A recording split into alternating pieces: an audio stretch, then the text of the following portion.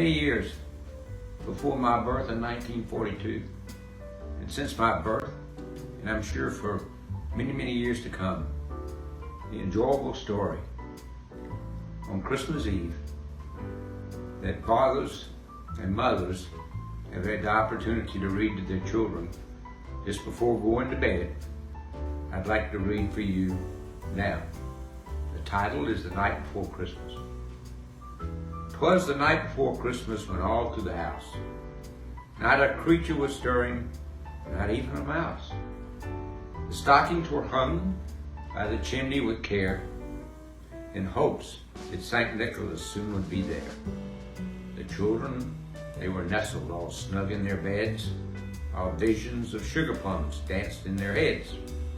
Mama in her kerchief, and I in my cap, had just settled our brains for a long winter nap, when out on the lawn there arose such a clatter, I sprang from the bed to see what was the matter.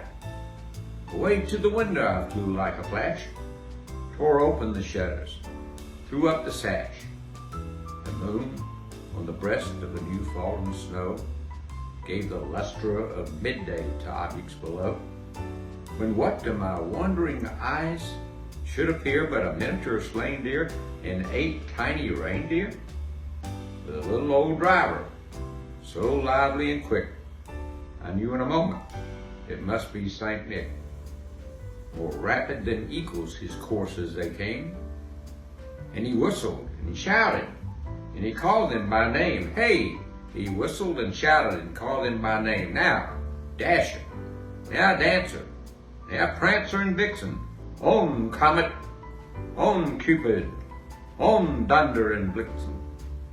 To the top of the porch, to the top of the wall, now dash away, dash away, dash away all.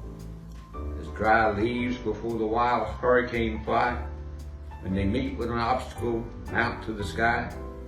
So up to the housetop the coursers they flew, with a sleigh full of toys, and St. Nicholas too. And then, in a twinkling, I heard on the roof the prancing and pawing of each little hoof.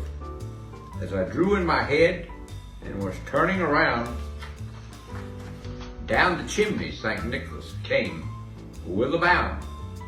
He was dressed all in fur from his head to his foot. His clothes were all tarnished with ashes and soot. A bundle of toys now was flung on his back, and he looked like a peddler just opening his pack. His eyes, how they twinkled. His dimples, how merry.